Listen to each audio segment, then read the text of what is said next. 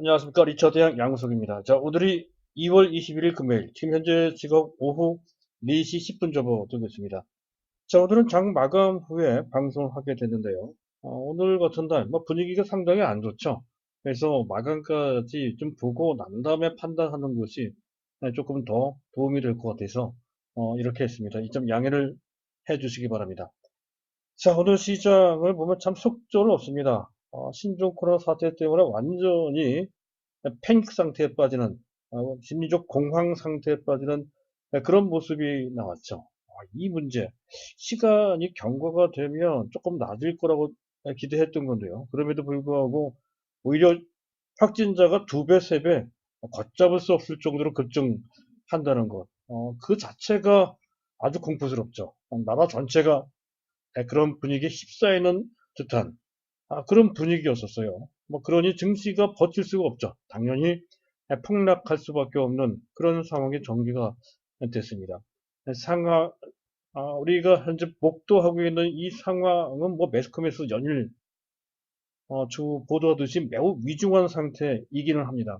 하지만 증시 관점은 조금 다를 수 있다는 것이죠. 이와 관련돼서 상황을 좀 여러 각도로 점검을 좀 해봐야 될 것 같습니다. 수급이 상당히 중요하죠. 그리고 또 오늘 특별히 지난 1, 2월 달에 수급을 통해서 3월의 수급 동향까지 어느 정도 전망을 좀 해볼 필요가 있다는 거죠. 그래서 아마도 2월 달, 최악의 한 달이었다고 해도 과언이 아닐 겁니다. 분위기상 그래요.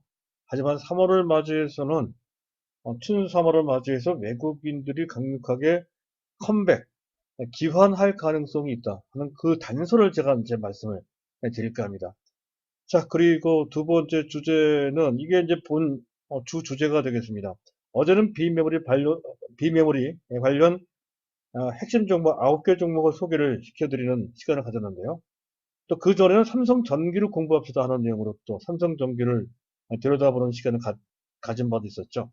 오늘은 삼성 5인방 중에서 그동안 별로 크게 이제 말씀드리지 않았던 삼성 SDI 이 종목을 준비를 했습니다. 이 종목 또한 삼성 SDI 또한 그렇게 어렵지는 않아요. LG화학에 비해서는 훨씬 간단합니다. 그래서 이 내용을 우리가 파악해 두면 상당히 도움이 될 것 같아서 준비를 했습니다. 어려운 장애는 이렇게 공부하는 것도 상당히 좋은 기회가 될 것 같습니다. 그 내용을 차근차근 한번 들어보시기를 바란다는 말씀을 드리고 싶고요. 자, 그리고 계속해서 현재 우리가 계속 주력하고 있는 삼성 5인방, SAP 반도체 등 비메모리 반도체 전반을 잠깐 훑어봐야 되겠죠. 자, 오늘 준비한 내용은 그런 정도입니다. 시장이면 어려우니까 어렵고 또 길게 얘기할 그럴 상황은 아닌 것 같습니다. 자, 본론 들어가기 앞서서 간단하게 안내 말씀을 드리고자 합니다. 저희 현대투자연구소에서는 이번 주 일요일 날, 내일 모레가 되겠네요. 2월 23일 일요일 오후 2시에 5시 청담동 리베라 호텔 2층 샤모니홀에서 증권 강연회를 개최를 합니다. 참가비는 3만 원이고요. 조금 일찍 오시는 분들한테 대해서는 1시 20분부터 보유 종목 진단까지 해드리고 있습니다. 이번에 오실 때는 마스크를 꼭 착용하고 오시기를 바랍니다. 상황이 그러니까 반드시 그렇게 하셔야 될 것 같습니다. 자, 그리고 저희 VIP 회원 가입에 의사가 있으신 분들은 아래 전화번호가 나가고 있죠. 010-2420-0553 이쪽으로 연락을 주시기 바랍니다. 자, 안내 말씀 그 정도로 마치도록 하고요. 자, 먼저 일단 우리가 당면하고 있는 시장을 객관적으로 들여다볼 필요가 있다는 것이죠. 시장에서 현재 보이고 있는 부정적인 신호, 이것부터 우리가 파악해 둘 필요가 있습니다. 자, 이슈적 측면에서 봤을 때는 우리나라 전체를 흔들고 있는 바로 그 내용이죠. 확진자가 급증을 하고 있어요. 2배, 3배로 급증을 굉장히 빠른 속도로 하고 있습니다. 156명까지 돼 있다고 하네요. 내일 모레 토요일날 일요일날 더 되게 200명, 300명 이렇게 늘지 않을까 걱정되는 상황입니다. 또 심지어는 방역망이 뚫리고 또 지역 감염으로까지 번지고 일파만파 퍼져서 대재앙이 온다는 얘기까지 나오고 있습니다. 우리 국민의 40%가 감염이 되고 사망자가 2만 명에 이르는 정도의 재앙이 올 수도 있다는 식으로 대재앙설이 나오는 그런 지경에까지 현재 가고 있는 상태입니다. 거기에다가 뭐 골드만삭스나 모건 스탠리에서도 경고를 하고 있죠. 그럼 우리나라뿐만이 아닙니다. 전 세계가 그 타격을 받을 수 있다는 것이죠. 공급망에 차질이 생겨서 세계 경제에 상당한 충격을 줄 것이다. 이렇게 얘기하는 거죠. 그리고 또 S&P에서는 우리나라 2020년도 GDP 성장률을 2.1%에서 무려 0.5%포인트를 크게 깎아서 말이죠. 1.6% 대폭으로 또 하향을 했습니다. 이런 것도 상당히 부담이 되는 내용이죠. 그리고 오늘 우리 현재 금융시장에서 나타난 현상입니다. 일단 환율이 문제가 된다는 거죠. 지금 보시고 계시는 우하단에 있는 이 그래프가 원달러 환율 그래프입니다. 어제 제가 보여드린 바 있었죠. 현재 상승, 어, 현재 고점과 고점을 연결시킨 선이 하락 추세선입니다. 그 추세선을 뚫고 올라갈 때는 상당한 현재 상승의 궤도가 만들어진다는 기술적 분석을 할 수 있는 그런 모양이라는 것이죠. 어제도 한 10원 가까이 올랐고요. 오늘도 또 10원 이상 올라왔습니다. 불과 3, 4일 사이에 환율이 25원 이상 급등한 것 같아요. 환율이 올라간다는 얘기는 그만큼 달러 대비 원화 가치가 급락한다는 것이죠. 경제가 나쁘고 특히 금융시장이 크게 불안할 때 이런 모습이 나타납니다. 작년에도 미중 무역 문제가 불거질 때 그런 모습이 나타났고 이번에도 마찬가지라는 것이죠. 기술적으로 봤을 때 지금 원달러 환율은 전고점 1223원인데요. 그것을 뛰어넘는 1300원 가까이 갈 수도 있는 그런 모양새입니다. 이 모습만 본다면 상당히 불안합니다. 현재 상황이. 또 한 가지 불안한 것은 선물 시장에서 찾을 수가 있습니다. 가끔마다 제가 언급을 해드리는 지표죠. 그동안 어려운 가운데서도 베이시스, 선물 지수와 코스피 200 지수와의 차이를 베이시스라고 합니다. 보편적인 정상적인 장세에서는 플러스가 나온다는 것이죠. 마이너스가 나오는 경우는 상황이 나쁠 때 나오는 것이고요. 그럴 때를 백워데이션 상태라고 합니다. 오늘 베이시스가 마이너스 0.5 정도 수준으로까지 크게 내려갔습니다. 금년 들어 최저인 것 같고요.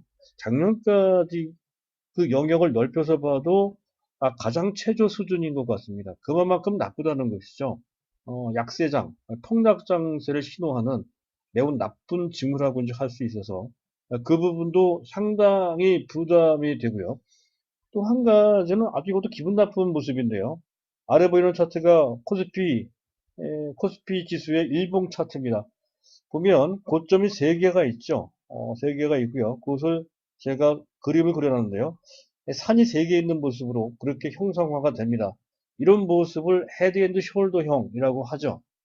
보편적으로 이런 것을 기술적으로 해석할 때 하락세로 전환되는 전형적인 모습이라고 해석을 합니다. 이런 것도 좀 기분 나쁜 그런 모습이라고 할 수가 있겠고요. 그리고 다시 한번 나스닥 선물을 보면 현재 보시고 계시는 화면의 우상단에 있는 화면이 이게 나스닥 선물 차트입니다. 자, 어제도 크게 내려갔고요. 오늘 장중에 크게 밀려서 우리 증시에 상당한 심리적 압박을 가했던 주인공입니다. 장중에 지금도 73포인트 정도 밀리는 그런 모습인데요. 이렇게 밀림에 따라서 우리나라 투자 시장 참가자들이 겁을 먹지 않을 수가 없죠. 이런 모습 등이 우리 시장을 찍어 눌렀던 그런 악재로 작용됐다는 건데요. 자, 이거 하나하나가 상당히 감당하기 어려운 악재로 다가옵니다. 자, 그래서 추가적인 하락, 크게 잘못되는 것이 아닌가라고 하는 걱정을 덜기가 쉽지가 않은데요. 종합적으로 보면 그렇지 않다라는 것이죠. 증시 관점에서 봤을 때는 지금 현재 상황은 오히려 기회가 될 소지가 높다. 이런 관점으로 볼 필요가 있습니다. 가장 단적인 것은 바로 외국인들의 수급이죠. 외국인들이 오늘 같은 날 2천억 넘게 어, 비교적 큰 규모로 순매수했고요. 현물만 순매수한 것이 아니라 선물도 같이 매수했죠. 5,600개억이면 상당합니다. 물론 환매수 성격이기 때문에 아주 큰 의미를 부여할 수는 없습니다만 적어도 시장이 나쁘다 했을 때는 이런 수급의 태도를 보일 수가 없습니다.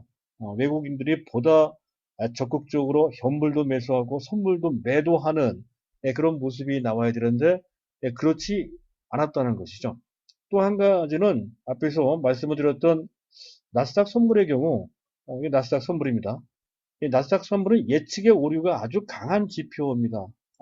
그 전날 즉 아시아 시장이 열릴 때는 약했다 하더라도 정작 미국 시장이 열리면 그 약세가 다 사라지고 플러스로 반전되는 경우가 숱하게 나타나거든요. 이거 하나만으로 상황에 나쁘다 할 수 없는 것이고요. 또 한 가지는 현재 또 위에 있는 차트는 현재 보시고 계신 화면 중에 위에 있는 차트는 나스닥 차트고요. 밑에 있는 차트는 중국의 차트입니다. 일단 중국의 차트를 보게 되면 문제 당사국이고요. 그리고 중국도 현재 만만치 않습니다. 확진자도 계속 늘어나고 있고 사망자도 아주 계속 늘어나고 있는 그런 모습입니다. 저는 2월 3일春제 연휴 끝난 다음에 별다른 큰 조정 없이 상당히 많이 회복되고 있는 모습, 그것도 안정적으로 회복되고 있는 모습을 볼 수가 있죠. 물론 호재가 있긴 합니다. 적극적인 경기 부양책이 나왔다 하는 것 때문에 올라온다는 건데 어쨌든 현재 중국이 상당히 신종 코로나와 관련돼서 보면 중국 역시 매우 심각한 상태인데도 불구하고 이렇게 반응을 한다면 우리 시장도 조만간에 우리가 아무래도 중국보다 방역 시스템이 더 나을 거 아닙니까? 따라서 우리 시장도 그런 흐름, 그러한 상황에서 벗어나서 안정될 가능성이 큼을 중국 시장이 먼저 움직였다는 거죠. 먼저 그렇게 움직였다는 것에서 예상해 볼 수 있다는 것이죠. 자, 일단 그런 정도고요. 그리고 뭐 나스닥 같은 경우는 약간의 그와 관련돼서 충격을 받았지만 여전히 탄탄한 역사적인 신고가를 갱신하는 모습이 나타나고 있다는 것도 자, 우리한테 기대를 해볼 수 있는 그러한 상태. 이것과 관련돼서 삼성전자가 3월 달에는 꽤나 탄력적으로 올라갈 것이다. 이렇게 예측을 해드리고 있죠. 그와 관련된 내용을 잠깐 더 보도록 하겠습니다. 자, 일단 지난 1, 2월 달에 현재 어, 외국인들의 수급을 보게 되면 현재 2,381억 어제까지입니다. 오늘 금요일까지 합치다면 거의 4,500억 원 정도 되겠죠. 4,500억 정도의 순매수 상황이 나쁜데도 불구하고 전체 기조 1, 2월 달 다 누적으로 따지면 약 4,500억 원 순매수 했다는 거고요. 자, 기관 보세요. 기관이 7조 4천억, 오늘까지 합치면 8조 원 정도 됩니다. 기관들이 대규모로 매도를 했다는 것이죠. 그리고 개인들이 6,500억, 6조입니다. 6조 5천억. 오늘까지 합치면 6조 7천, 8천억 그렇게 되겠죠. 자, 이런 수급 구도를 갖고 있다는 것이죠. 외국인들이 그렇게까지 두 가지 악재, 이란 사태이죠. 그리고 신종 코로나 사태가 있었음에도 불구하고 그렇게까지 심하게 매도하지 않았다는 것을 알 수가 있고요. 오직 기관들이 매도했다는 건데 기관들의 대부분은 단기 매매 성향이 강한 금융투자 쪽입니다. 그것도 단기 약자에 민감하게 반응하는 ETF 등의 패시브 펀드 쪽이라는 것이죠. 추세적인 의미는 전혀 없습니다. 기계적으로 대응하는 과정에서 그런 매물들이 나왔다는 것에 불과하다는 것이죠. 그런 측면. 그리고 외국인들을 보시면 여기 5만 계약 선물 쪽 5만 계약을 매도한 것을 볼 수가 있습니다. 이거는 1월 중순까지만 하더라도 1만 계약 정도 했던 건데 그 사이에 4만 계약 정도가 더 늘었어요. 근데 오늘 5천 계약 이상 들어왔으니까 이제 4만 5천 계약 정도 순매도 누적이 되겠죠. 근데 이것도 사실은 1월 중순 이후에 그렇게 된 거거든요. 이란 사태, 또 현재 신종 코로나 사태와 관련돼서 외국인들이 현재 갖고 있는 현물 포지션을 지키기 위해서 그렇게 한 것이거든요. 추세적으로 잘못될 것이다라고 했을 때는 이런 정도 매도하지 않죠. 거의 10만 계약 넘게 매도를 했을 겁니다. 기계적으로 필요한 물량만큼만 현재 매도한 것이다. 이렇게 볼 수 있어서 이 부분도 그렇게까지 불안한 모습은 아닙니다. 오히려 어떤 기회, 특히 외국인들이 그렇게 어려운 악재가 나왔음에도 불구하고 순매수 기조를 유지했다는 것에서 보면 또 앞에서 나스닥도 계속 상승을 했고요. 그리고 나스닥과 그 궤적을 같이 해서 올랐던 종목이 삼성전자입니다. 삼성전자는 그 사이에 올라가지 못했죠. 나스닥은 그 사이에 약 4.8%까지 올라갔지만 삼성전자는 외려 오늘까지 포함해서 한 5% 가깝게 내려왔습니다. 바로 그것 때문에 삼성전자가 나스닥 대비로 봤을 때 약 10% 정도 디스카운트 되고 있는 상태다라고 말씀을 드렸었죠.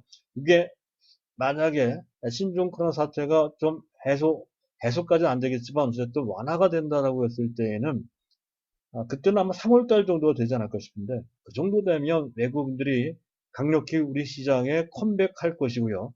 그랬을 때 삼성전자 위주로 매수할 가능성이 큼을 보여주는 그러한 수급 구도였다라고 할 수가 있겠습니다. 매우 의미가 깊은 그런 구도라는 것이죠. 해서 이것과 관련돼서 보면 그렇게까지 걱정스러운 상황은 아니다.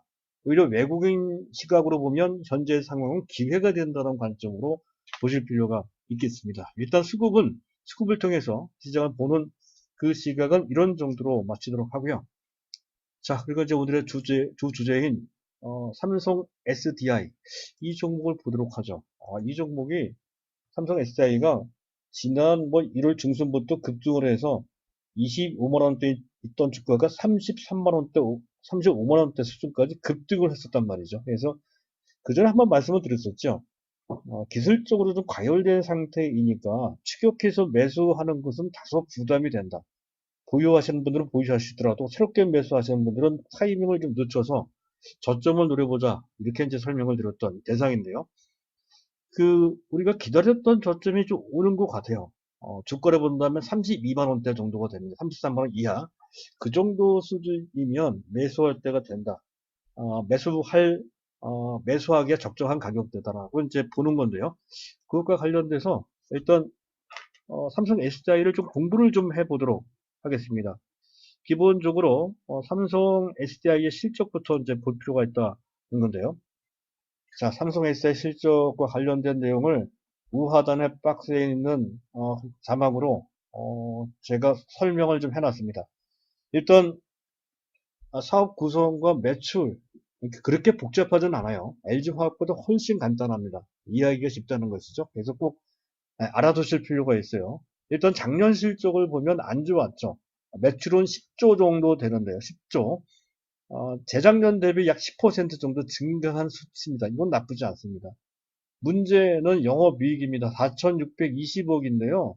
이게 재작년 대비 무려 35%의 격감한 수치입니다. 이것만 보면 어닝 쇼크고요.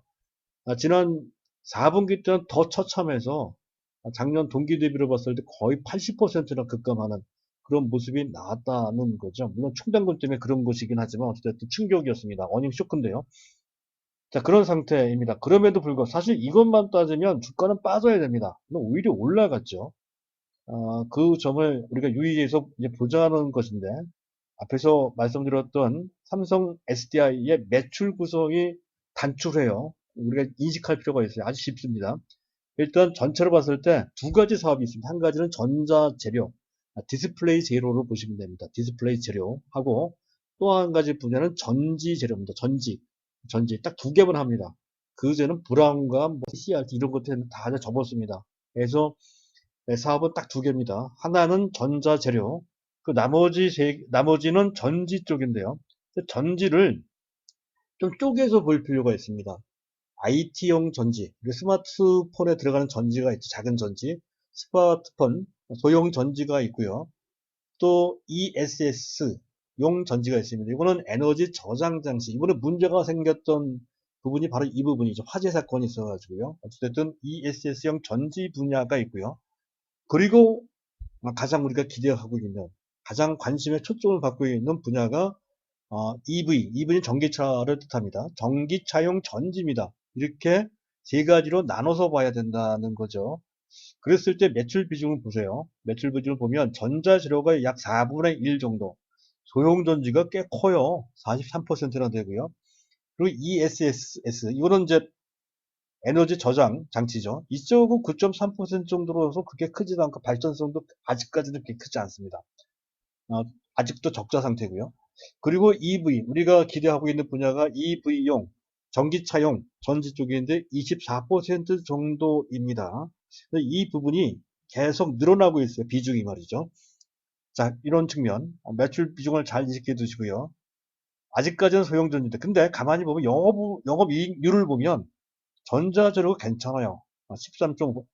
전방 수업이 디스플레이고, 그리고 모기업이 삼성전자니까 어느 정도의 괜찮은 영업 환경을 갖고 있단 말이죠. 그래서 영업이익률이 괜찮습니다. 13.5%.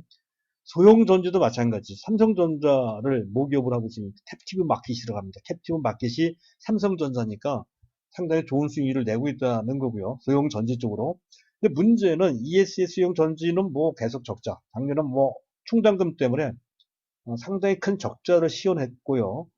또 전기차량 전지는 오래전부터 계속 영위를 해왔지만 여태까지 제대로 한번 흑자를 낸 적이 없었습니다. 분기 단위는 흑자를 낸 적이 있어도 연간 단위는 흑자 낸 적이 거의 없었다는 거죠. 그런데 적자는 적자지만 아주 큰 폭의 적자는 아니었다는 것이죠. 그래서 여기서 이것과 관련된 모멘텀을 정리해 봤습니다. 일단 앞에서 말씀드렸던 것처럼 전기차용 전지 비중이 점차 늘어나고 있습니다. 그런데 그것이 연평균으로 봤을 때 24%이지만 작년 4분기만 보면 32%까지 올라갔고요. 아마 금년 들어서는 거의 40% 정도 수준까지 올라갈 것으로 그렇게 예상됩니다. 이 부분은 LG화학과 비교를 해볼 필요가 있는데요. 전기차용 2차 전지가 LG화학의 전체 매출에서 차지하는 비중은 현재 9% 정도에 불과하고요. 계속 늘어난다고 하더라도 아마도 15% 넘기가 그렇게 쉽지가 않을 겁니다. 당장은 말이죠. 궁극적으로는 20% 이상 올라가긴 하겠지만 시간이 많이 걸리고 상대적으로 삼성 SDI에 비해서 현재 2차 전지, 전기차용 2차 전지가 차지하는 비중이 전체 매출에 비해서 상당히 낮은 편입니다. 이 얘기는 만약에 전기차용 2차 전지의 모멘텀을 통해서 시세가 분출되는 상황일 때에는 LG화학보다 삼성 SDI가 훨씬 더 유리하다는 것을 의미한다는 거죠. 그것을 이해를 해야 될 것 같고요. 자, 그리고 올해 그렇게 애물단지처럼 여태까지 계속 적자를 면치 못했던 2차 전지, 전기차용 2차 전지 쪽이 올해부터 흑자 전환이 되는데요. 흑자 전환되는 폭이 커져요. 손익분기 쪽을 간신히 넘는 정도 수준이 아니라 금년의 예상 영업 그쪽 부분 예상된 영업이익 규모가 1,200억 원 정도 됩니다. 그렇게 추정이 돼요. 예상이 돼요. 그랬을 때 영업이익률은 OPM은 영업이익률이에요. 약 3% 정도 된다는 건데 아직까지는 본격화되는 정도 수준은 아니죠. 아마 본격화되는 수준까지 올라간다면 다른 분야와 마찬가지로 두 자릿수 대 10%가 넘어가는 영업이익률을 보일 거고요.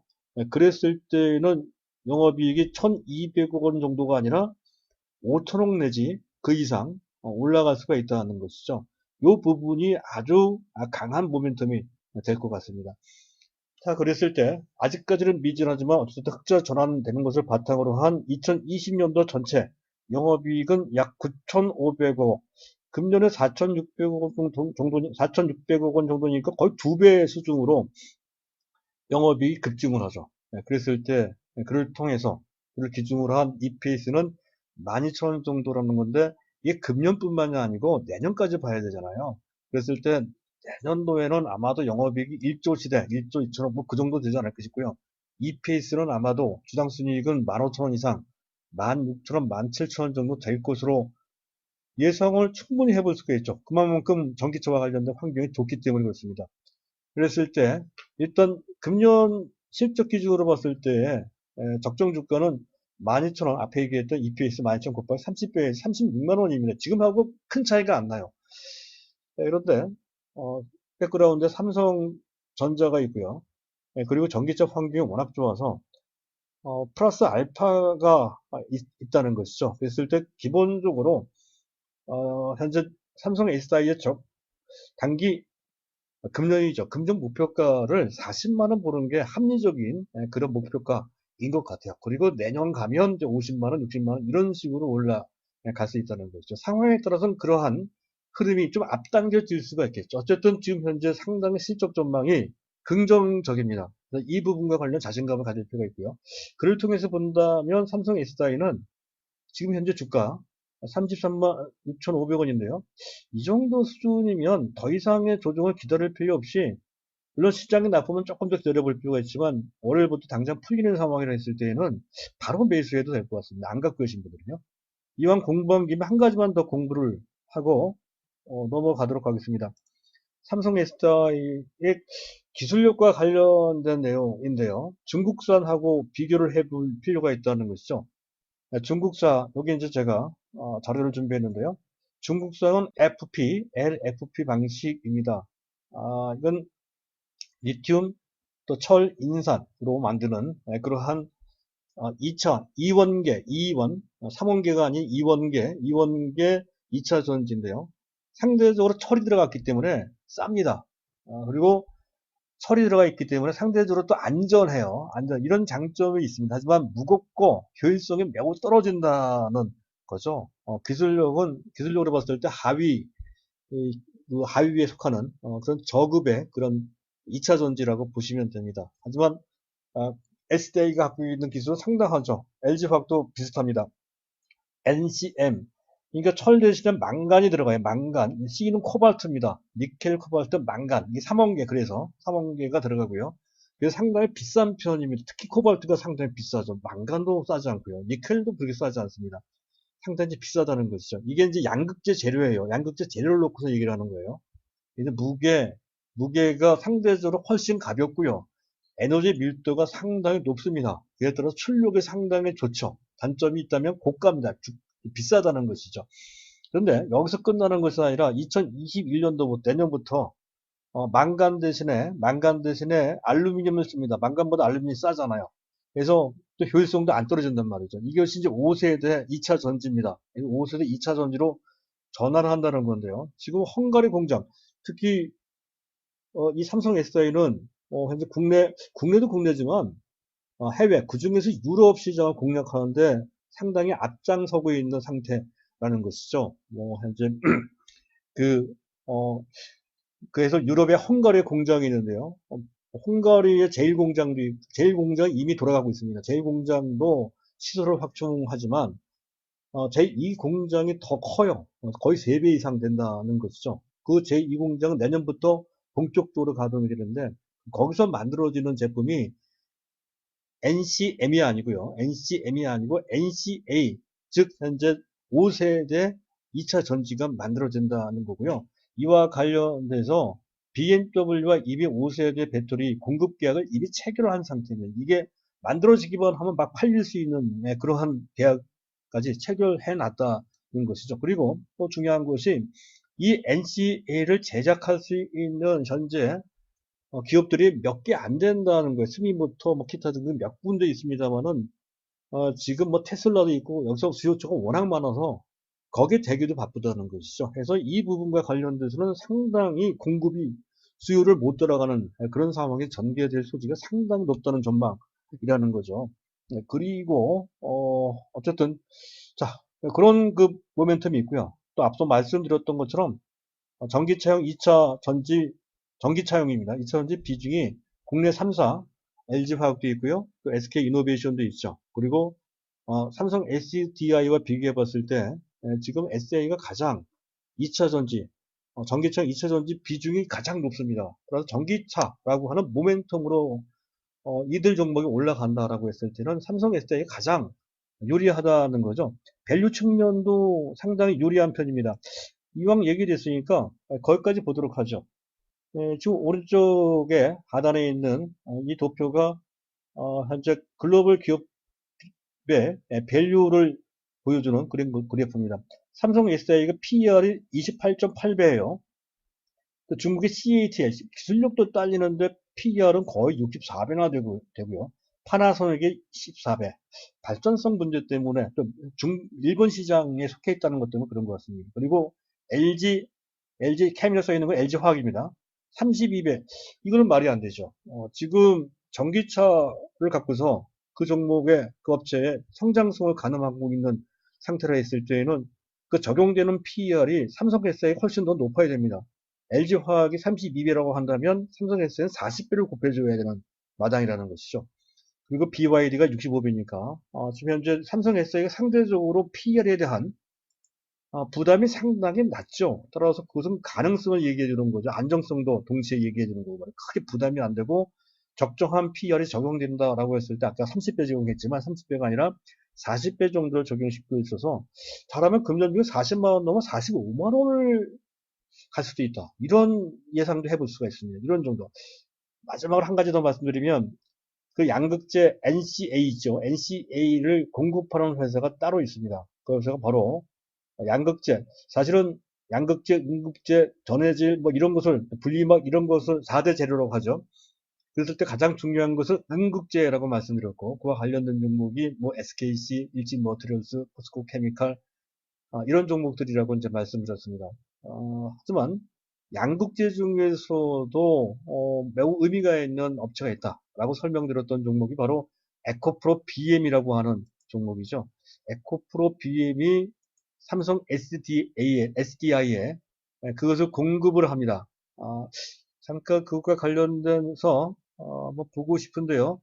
잠깐 보도록 하죠. 이왕 얘기가 나왔으니까 차트까지 한번 보고 여기 나왔습니다.